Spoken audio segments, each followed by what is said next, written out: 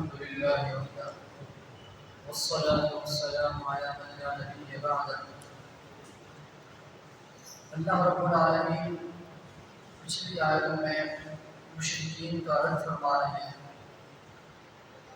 اس آیت کے اندر اللہ رب العالمین آپ صلی اللہ علیہ وسلم کو مخاطب کرتے فرماتے ہیں وَإِن تَدْعُوهُمْ إِلَى الْهُدَىٰ لَا يَتَّبِعُوكُمْ، اور اگر تم انہیں ہدایت کی طرف بلاؤ لا يَتَّبِعُوكُمْ، وہ ہرگز پیروی نہیں کریں گے۔ یعنی یہ مشرکین کے بارے میں اللہ رب العالمین بتا رہے ہیں کہ آپ صلی اللہ علیہ وسلم کو کہہ رہے ہیں کہ مشرکین جو اپنے دل کے اندر تکبر، انا، ہر درمی لے کے بیٹھے ہوئے ہیں، یہ کبھی بھی آپ کے پیروی نہیں کریں گے۔ سواء علیکم ادعوتموہم، کہ برابر ہے یہ بات کہ تم ان کو بلاؤ یا ان سے تم خاموش رہو۔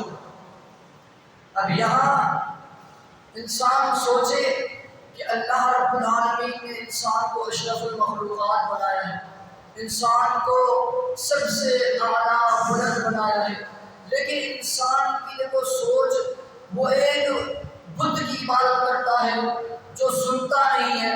جس طرح حضرت ابراہیم علیہ السلام نے کہا یا ابت لم تعبد ما لا يسمع ولا يبصر ولا يغني عنك شيئا، تم ان کی کیوں عبادت کرتے ہو جو نہ سنتے ہیں، نہ دیکھتے ہیں، نہ کسی چیز کا فائدہ دے سکتے ہیں۔ تو اس لیے ہمیں بھی چاہیے کہ اللہ رب العالمین نے اگر ہمیں ہدایت دے دی ہے، اگر ہم سیدھے راستے کی طرف گامزن ہیں، تو ان شرک والی چیزوں سے اپنے آپ کو محفوظ رکھیں۔ اللہ رب العالمین ہم سب کو عمل کرنے کی توفیق عطا فرمائے۔